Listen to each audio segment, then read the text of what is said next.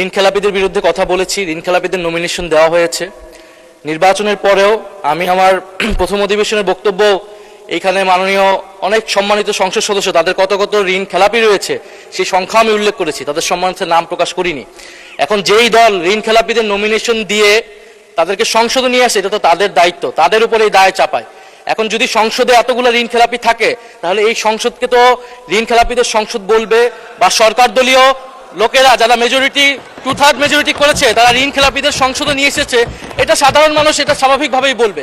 আর আমরা সংসদকে সার্বভৌম বলতেছি, এখন এই সংসদে যদি আমরা ঋণ খেলাপিদের ঋণ খেলাপি বলতে না পারি এই সংসদে, তাহলে মাননীয় স্পিকার আমরা আর কোথায় বলবো? ফলে মাননীয় স্পিকার আপনার কাছে অনুরোধ থাকবে যে যদি এই ধরনের শব্দ বলা হয়েও থাকে সেটা আসলে এক্সপান্স হওয়ার মতো কোনো বক্তব্য নয়।